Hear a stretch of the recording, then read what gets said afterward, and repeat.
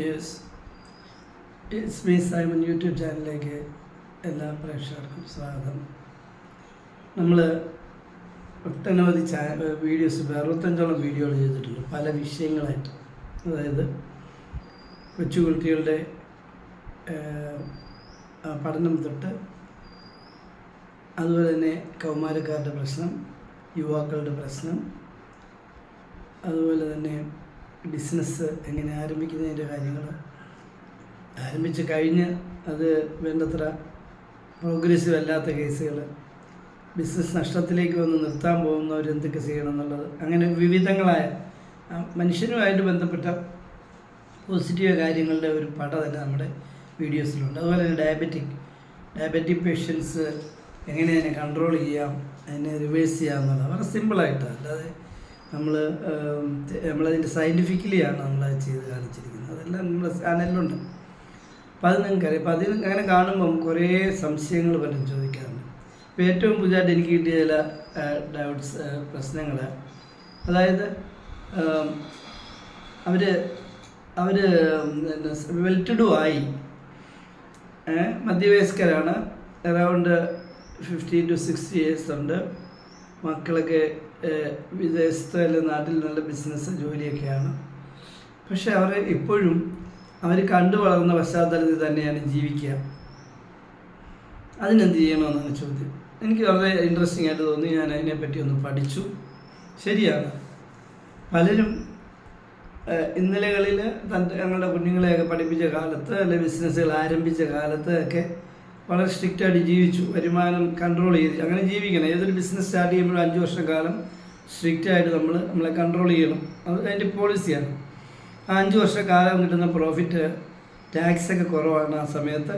അപ്പോൾ ആ പ്രോഫിറ്റ് നമ്മൾ കരുതൽ ധനമായി സൂക്ഷിച്ചുകൊണ്ട് വേണം മുമ്പോട്ട് ബിസിനസ്. അപ്പം അതെടുത്ത് നമ്മൾ ചിലവാക്കുകയാണെങ്കിൽ ചിലപ്പം വളരെ ഗൗരവമുള്ള കാര്യങ്ങളായിരിക്കും. ഇപ്പം മെഡിക്കൽ കോളേജിൽ പോയാൽ ഫ്രീ ആയിട്ട് കിട്ടുന്ന ട്രീറ്റ്മെൻറ്റ് നമ്മൾ വേറെ ഏതെങ്കിലും സ്വകാര്യ ആശുപത്രിയിൽ പോയി 5-10 ലക്ഷം കൊടുത്ത് ചെയ്യും. നമുക്ക് പൈസയുണ്ട്, പക്ഷെ ആ പൈസ നമ്മുടെ സെക്യൂരിറ്റി ഡെപ്പോസിറ്റാണെന്ന് ഓർക്കണം. അതൊക്കെ വളരെ ശ്രദ്ധിച്ച് ചെയ്യണം. അതൊക്കെ പറഞ്ഞിട്ടുണ്ട്. അങ്ങനത്തെ ക്ലാസ്സുകളൊക്കെ ഒത്തിരി കഴിഞ്ഞാണ്. ഇപ്പം വന്നിരിക്കുന്ന വിഷയം എനിക്ക് വളരെ ഇൻട്രസ്റ്റിംഗ് ആയിട്ട് തോന്നി. അതായത് ഞങ്ങൾക്ക് അത്യാവശ്യം ധനമുണ്ട്, ഞങ്ങൾക്ക് അത്യാവശ്യം കേപ്പബിലിറ്റി ഉണ്ട്, പക്ഷെ ഞങ്ങളുടെ ജീവിതം ഇപ്പോഴും കഞ്ഞിയും കപ്പയും ഒക്കെ കഴിച്ച് ഇങ്ങനെ അത്യാവശ്യം ചില പ്രാർത്ഥനകളൊക്കെ ആയിട്ട് ഇങ്ങനെ പോവുകയാണ്. അപ്പോൾ അവരാകെപ്പാടെ പണം ചെലവഴിക്കുന്നത് അവരുടെ ഭക്ഷണാവശ്യങ്ങൾക്കും പിന്നെ അവരുടെ ആ ഒരു വിശ്വാസ സംബന്ധമായ കാര്യങ്ങൾക്ക്, കാശി രാമേശ്വരമൊക്കെ പോകുന്നതിന് അങ്ങനെയൊക്കെയുള്ള ചിലവുകളുള്ളവർക്ക്. അവരുടെ പെരുമാറ്റം എല്ലാം ടോട്ടലി ഒരു സാധാരണക്കാരനെ പോലെയാണ്. അത് നമ്മുടെ നാട്ടിൽ ചൊല്ലുണ്ടല്ലേ, ഒരു സാധാരണക്കാരൻ പണക്കാരനായാലും അവൻ ഒരു തലമുറ അങ്ങനെ തന്നെ ജീവിക്കുമെന്നാണ്. അതുപോലെ ഒരു ധനികൻ ദരിദ്രനായാൽ ഒരു തലമുറ അവനത് കാണിക്കത്തില്ല. മുച്ചൂട് മുടിയുന്നോളം വരെ പിടിച്ച് നിൽക്കും. കാരണം അതങ്ങോട്ട് ഡൈജസ്റ്റ് ചെയ്യില്ല.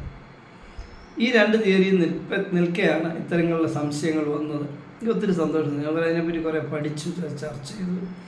എൻ്റെ ഫെലോ അസോസിയേറ്റ്സുമായിട്ടൊക്കെ ഞാൻ ചർച്ച ചെയ്തു. അപ്പം മനസ്സിലാക്കിയിരുന്നൊരു കാര്യം, നമുക്കൊരു ടൈം ടേബിൾ തയ്യാറാക്കണം. നമ്മൾ ആയിരുന്ന അവസ്ഥയിൽ ഒരിക്കലും പുറകോട്ട് തിരിഞ്ഞ് നോക്കരുത്. നിങ്ങളുടെ കുഞ്ഞുകാലങ്ങളിൽ ചിലപ്പോൾ നിങ്ങൾ ചെറിയ വീട്ടിലും ചെറിയ സാഹചര്യമായിരിക്കും ജീവിച്ചത്. എനിക്കറിയാം, ഇപ്പം വളരെ അന്തസ്സായിട്ട് ജീവിക്കുന്ന ഒരാൾ എൻ്റെ ഫ്രണ്ടാണ്. അയാളുടെ അപ്പൻ ഒരു ഫെറിമാൻ ആയിരുന്നു, വള്ളക്കാരൻ എന്നുള്ളത്. വള്ളം അത് പറഞ്ഞൊരു കാര്യമുണ്ട്. എൻ്റെ അപ്പം വലിയ ഫെറിമാനായിരുന്നു പറഞ്ഞുകൊണ്ട് ഇയാൾ കുമ്പിട്ട് നടക്കേണ്ട ആവശ്യമുണ്ടോ? അയാൾ അന്തസ്സായിട്ട് ജീവിക്കണം. എനിക്കിപ്പം വില കൂടിയ കാറ്, വീട്, സ്വത്തുക്കൾ, bank balance, fixed deposit, share എല്ലാം ഉണ്ട്. അപ്പോൾ അയാൾ അതനുസരിച്ച് ജീവിക്കുന്നത്. ഈ നമ്മൾ പാസ്റ്റിനെ പറ്റി ചിന്തിച്ച് സമയം കളയാൻ പാടില്ല, അല്ലെങ്കിൽ അതിൻ്റെ ഉള്ളിൽ കൊണ്ടുവന്നിട്ട് നമ്മൾ ചെറുതാകാൻ പാടില്ല. ഓരോരുത്തരും ഓരോ ഇൻഡിവിഡ്വലാണ്. ഒരു പേരൻ്റ്, മാതാപിതാവ് ഒരു ഇൻഡിവിഡ്വലാണ്.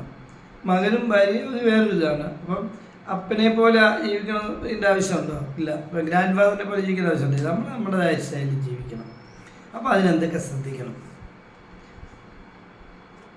ഒന്നാമതായിട്ട് നമ്മുടെ ബോഡി ഒരു ഇതുണ്ട്, അതിൻ്റെ ഒരു ക്ലെൻലിനെസ് കീപ്പ് ചെയ്യണം. നമ്മൾ രാവിലെയും വൈകിട്ടും ഒക്കെ നന്നായിട്ട് അത് മലയാളിയെ പറഞ്ഞ് പഠിപ്പിക്കേണ്ടതായിരുന്നു. നമ്മൾ രണ്ടുപേരും കുളിക്കും. പണ്ട് ഒരു ക്ലാസ്സിൽ പറയുന്നത് ഈ വയലിൽ ഉഴാൻ പോകുന്ന കർഷകൻ പോലും രാവിലെ കുളിച്ച് ഫ്രഷായിട്ടാണ് പോകുന്നത്. എന്നിട്ട് അവൻ ചെന്ന് ഇറങ്ങുന്നത് ചെളിയിലോട്ടാണ്. പക്ഷെ എന്നാലും അങ്ങനെ അപ്പോൾ അത് വേണം. പിന്നെ നമുക്ക് നമ്മുടെ ഹെൽത്ത് കീപ്പ് ചെയ്യണം. അതിന് we must do some walking, morning walk, either morning or evening we will go for a walk. In the meantime we must do some exercise. ഇത് മോർണിംഗ് വാക്കും എക്സസൈസ് ആകുമ്പോൾ നിങ്ങൾക്ക് ഉണ്ടാകുന്ന ഗുണം പിന്നെയും ലാഭമാണ്. ആശുപത്രിയിലെ ബില്ലാണ് ലാഭിക്കുന്നത്. നടക്കുന്നവർക്ക് പ്രഷർ രോഗം കൺട്രോൾ ആകും.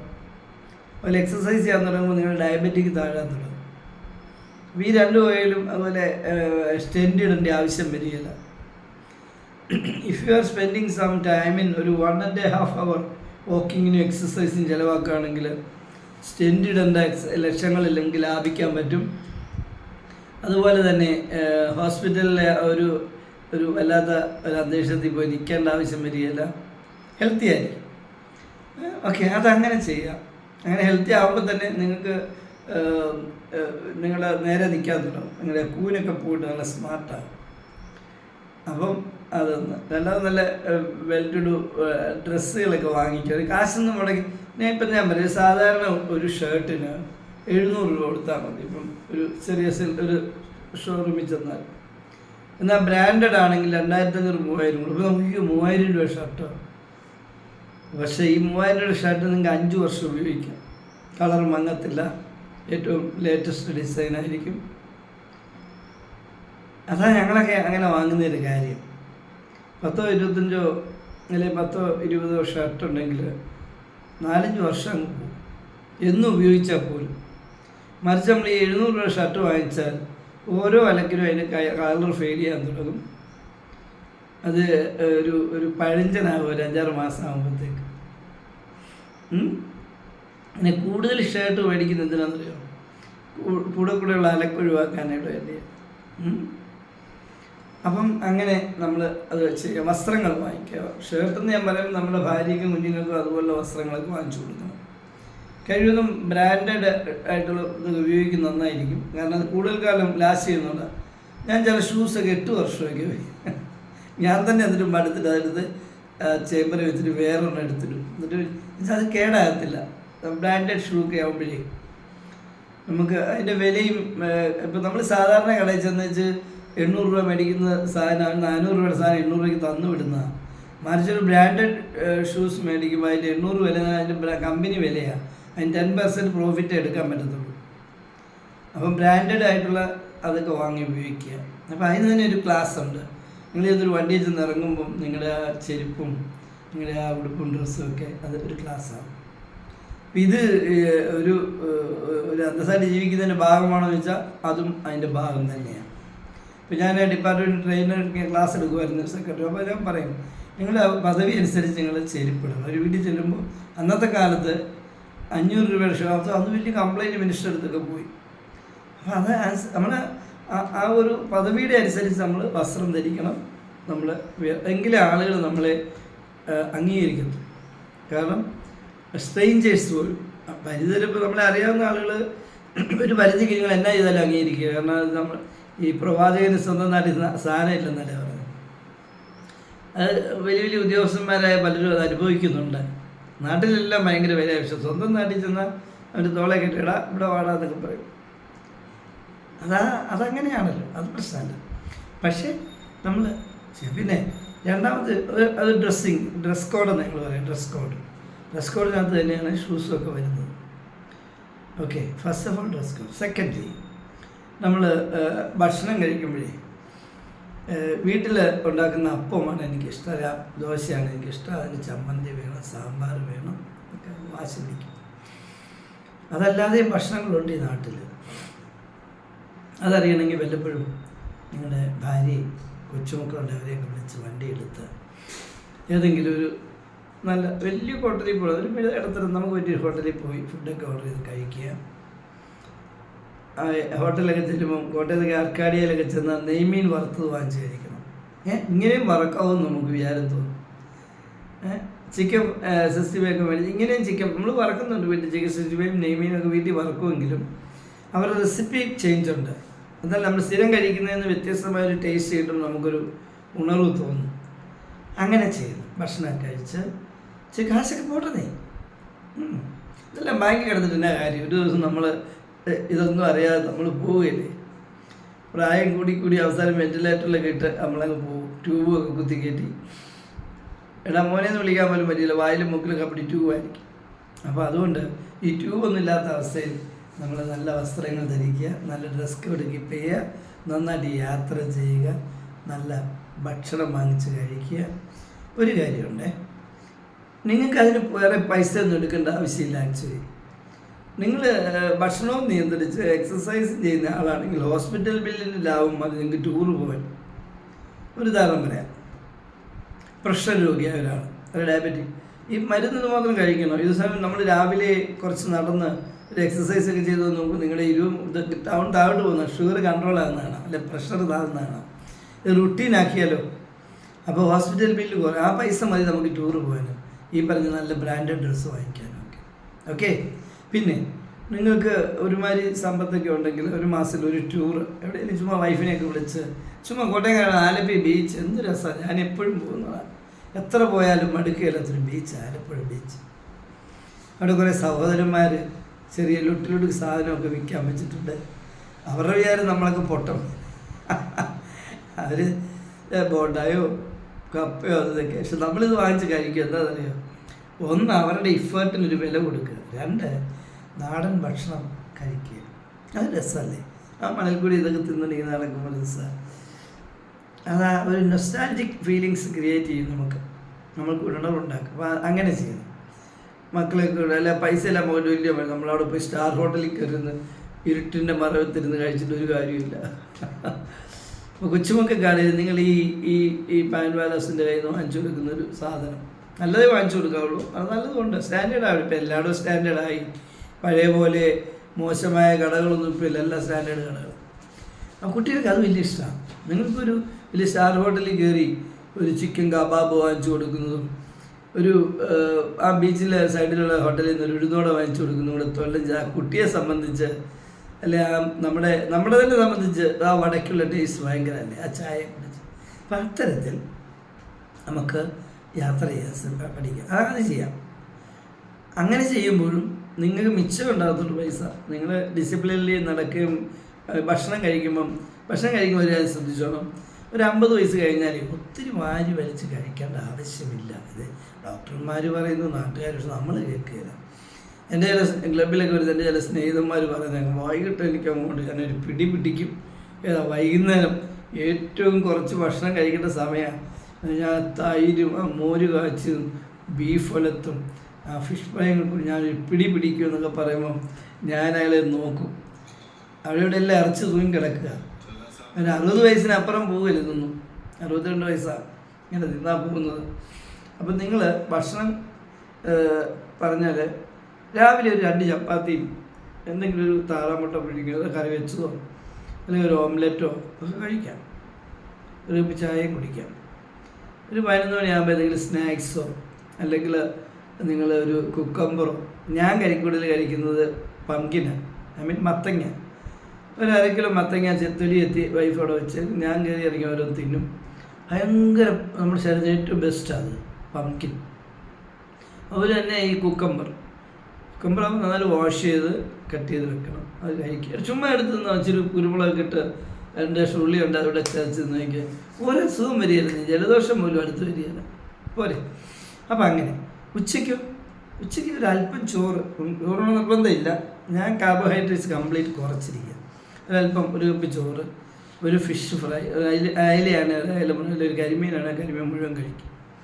പൊടിമീൻ വറുത്താണ് ഒരു 200 ഗ്രാമെങ്കിലും കഴിക്കും. ചോറ് കുറച്ച് മറ്റേ കറികൾ കൂടുതൽ കഴിക്കും. വെജിറ്റബിൾസ് കൂടുതൽ കഴിക്കും.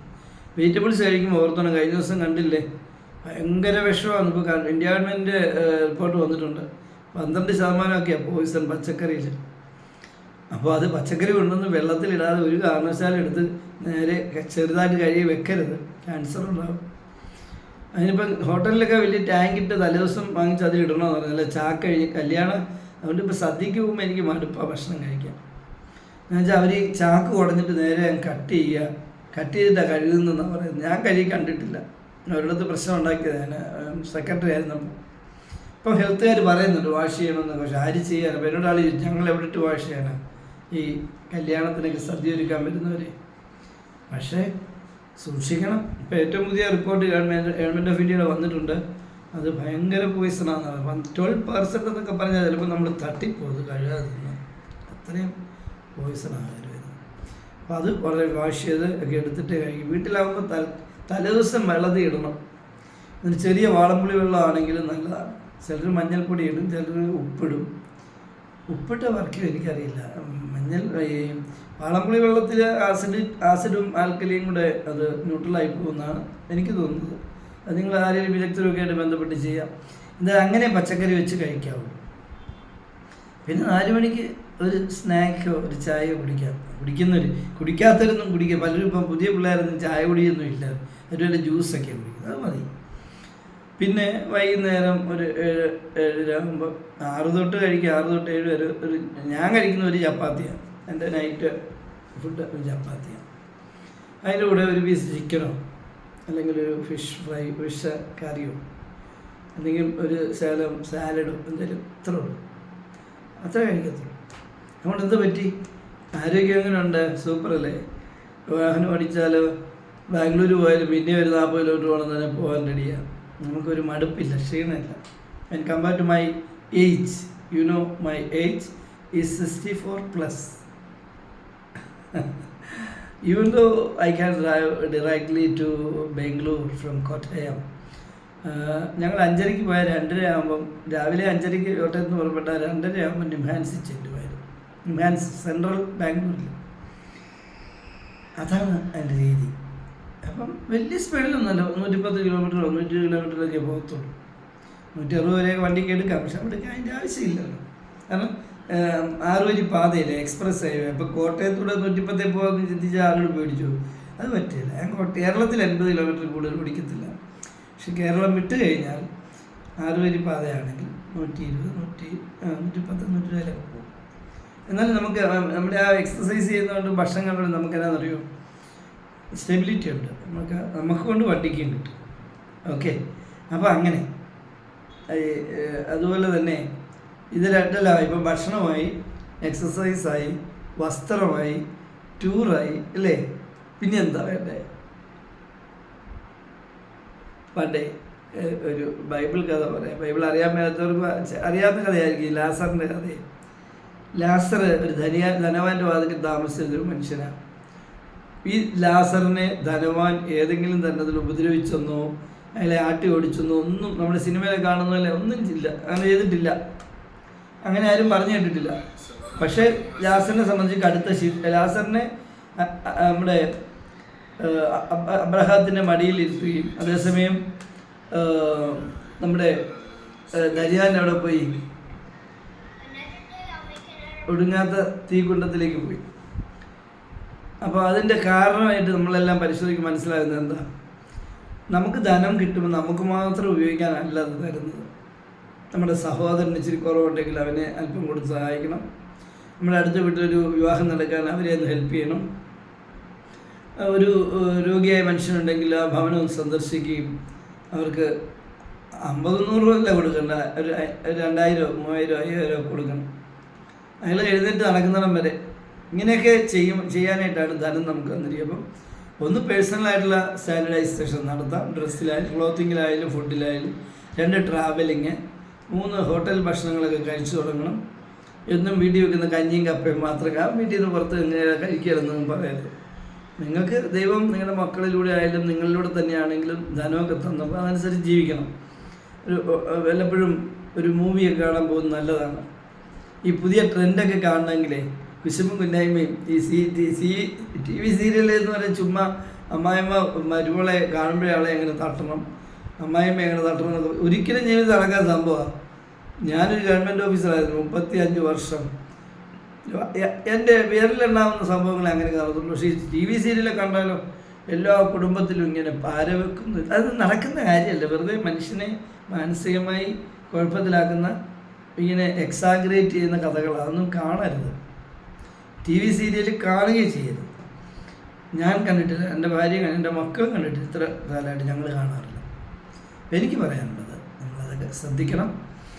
അതുപോലെ തന്നെ നമുക്ക് എപ്പോഴും ഒരു ബദ്ധശ്രദ്ധനായിരിക്കണം.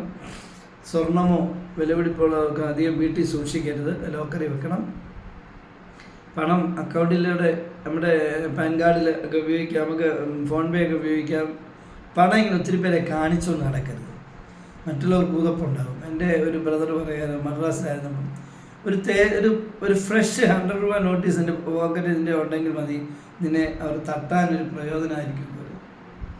അപ്പോൾ പണമൊക്കെ ഗോപ്യമായിട്ട് കൈകാര്യം ചെയ്യണം. കാർഡാകുമ്പോൾ കുഴപ്പമില്ല, കാർഡ് കൊടുക്കുന്നു, അല്ലെ നമ്മൾ മൊബൈലിൽ സ്കാൻ ചെയ്തൊക്കെ പോകുന്നു. അപ്പം അങ്ങനെ ജീവിതത്തിൽ പിന്നെ ഈ ടച്ച് മൊബൈലില്ലാത്ത വീടുകളിൽ ഇപ്പം എല്ലാവർക്കും അറിയാം. അപ്പം അത് അറിയാൻ മേലാത്തവർ അത് പഠിക്കണം, ലാപ്ടോപ്പൊക്കെ ഉപയോഗിച്ച് പഠിക്കണം. അപ്പം ഇങ്ങനെ വളരെ സിമ്പിളായിട്ട് പോകാൻ പറ്റുമെന്നേ. Life is so simple. അങ്ങനെ വരുമ്പോൾ നമ്മൾ കുശുമ്പും കുന്നായ്മയൊന്നും ഇല്ലെന്ന് വന്നു കഴിയുമ്പോൾ തന്നെ നമുക്ക് മനസ്സിന് നല്ല ശാന്തത വരും, നമുക്ക് പ്രശാന്തത വരും. ഓക്കെ, എന്നൊരു സംശയം ചോദിച്ചാൽ ആൾക്ക് ഏകദേശം ഒരു കാര്യം പിടി കിട്ടിയല്ലോ, ലൈഫ് എങ്ങനെയാണെന്ന്. വാശി പിടിക്കരുത്. എൻ്റെ വീട്ടിലുണ്ടാക്കുന്ന കഞ്ഞിയും കപ്പയും ഞാൻ കഴിക്കത്തുള്ളൂ, എല്ലാവരെയും അതിന് നിർബന്ധിക്കുക. മക്കളെയൊക്കെ ഹോട്ടലിലെ ഭക്ഷണം മോശമാണ് അങ്ങ് പറഞ്ഞേക്കുക. ഈ ഹോട്ടലിൽ നിന്ന് കഴിക്കുന്ന നമ്മളെല്ലാം വെറും മണ്ടന്മാരാണ്, ഒന്നുമല്ലല്ലോ. ഹോട്ടൽ ഭക്ഷണം നല്ലിടത്തു നിന്ന് കഴിക്കണമെന്ന് മാത്രമേ ഉള്ളൂ. ചില നാട്ടിൻപുറത്ത് ചെറിയ കടയുണ്ട്, കാഴ്ചയ്ക്ക് ശരിയാണ്, പക്ഷേ അവിടുത്തെ ഫുഡ് എത്ര സൂപ്പറായിരിക്കും. അവിടുത്തെ ദോശയും ഒക്കെ കഴിക്കുമ്പോൾ എന്ത് രസമാണ്. അങ്ങനെയൊക്കെ കഴിച്ച് പഠിക്കണം. ഓക്കെ, എനിക്കോ നമ്മൾ ഒരല്പം ശ്രദ്ധിച്ചാൽ നമ്മുടെ ലൈഫ് കളർഫുൾ ആക്കാൻ പറ്റും. All the best. It's me Simon. ചാനലിലേക്ക് പുതിയതായിട്ട് വരുന്നവരുടെ അഭിപ്രായം, നമുക്ക് കൂടുതൽ വീഡിയോസ് ചെയ്തിട്ടുണ്ട്. നിങ്ങൾക്ക് ആവശ്യമുള്ളത് സെലക്ട് ചെയ്ത് കാണണം. കൊച്ചുകുട്ടികളുടെ പരിപാലനം തൊട്ട് എല്ലാ വിഷയങ്ങളിലും നമ്മൾ വീഡിയോ ഉണ്ട്, കാണണം. പിന്നെ ഏതെങ്കിലും പുതിയത് കിട്ടണമെന്നുണ്ടെങ്കിൽ you can ask in my email. എൻ്റെ ഇമെയിൽ ID ഇതാണ്, simonvarghese49@gmail.com. simonvarghese49@gmail.com. എല്ലാം സ്മോൾ ലെറ്ററാണ്. ഓക്കെ, 49 years ആയിരുന്നു ഇപ്പോൾ തുടങ്ങിയത്. Okay, all the best. Have A fantastic positive day.